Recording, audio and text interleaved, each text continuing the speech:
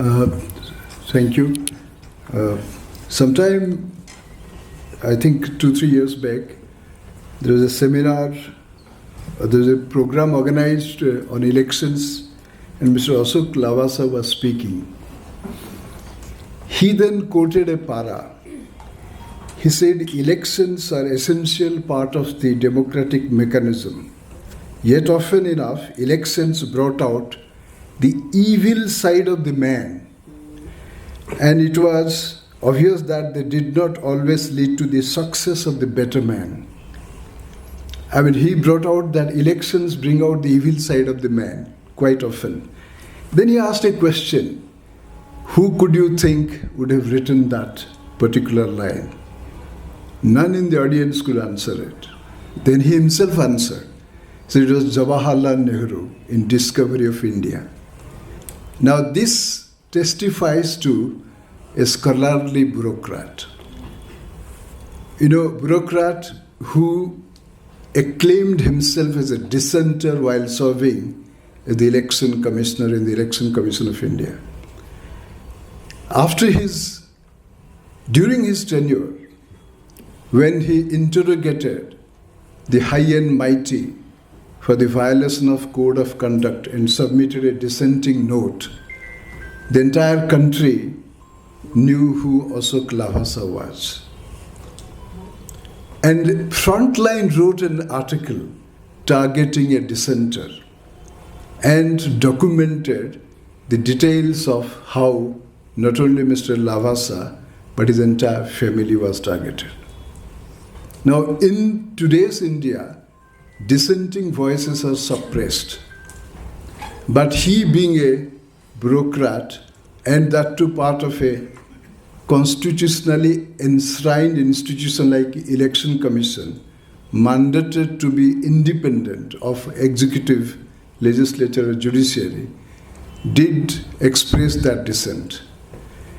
And therefore, it's of crucial importance that he, in fact, to my mind, prevented the apprehensions of Ambedkar to come true on 16th June 1949 while replying to the discussion in the Constituent Assembly on Election Commission. Ambedkar very, very prophetically said, in the absence of any provision in the Constitution to prevent the executive to appoint a fool or a knave as election commissioner, it would be quite possible that such an election commissioner would come under the thumb of the executive.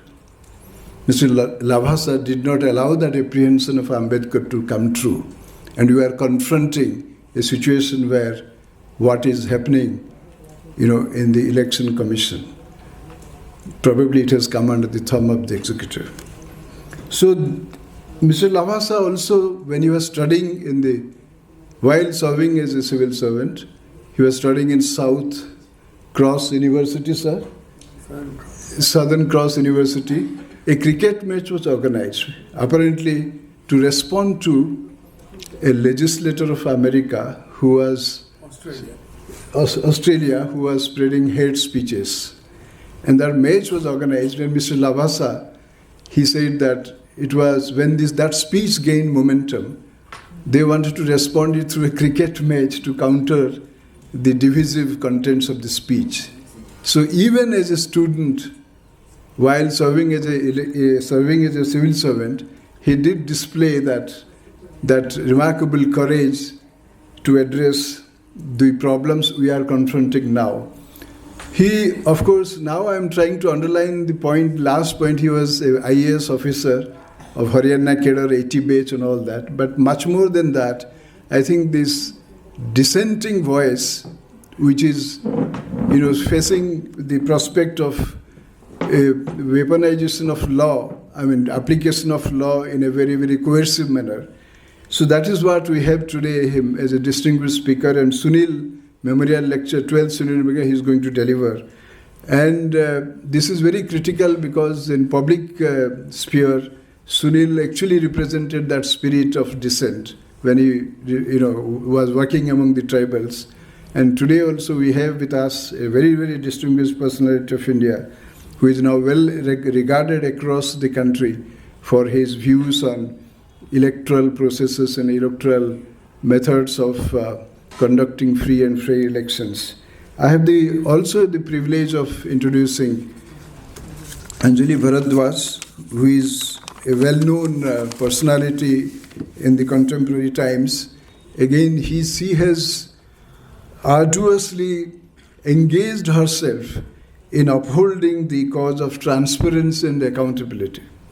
In our parliamentary system of democracy, when Ambedkar introduced the draft constitution in the Constituent Assembly, he said, what is the defining feature of the parliamentary democracy? It is the accountability of the legislature to the government. And now the accountability is eroding faster. And therefore, she has been in the forefront of the movement in the country to uphold the cause of accountability by constantly engaging herself in manifold activities for defending the Right to Information Act. She has got several awards, and she is, a founding member of Satrak Nagarik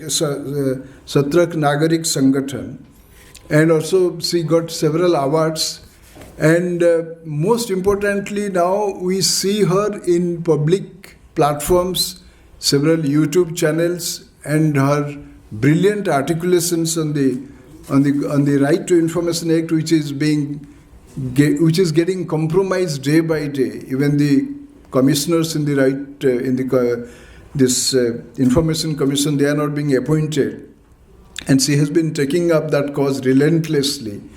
So I think this is a remarkable that on the occasion of the 12th Sunil Memorial Lecture, we have two public figures. One upholding the cause of the purity and integrity of the electoral process. Another is upholding the cause of accountability in the governance system. So thank you.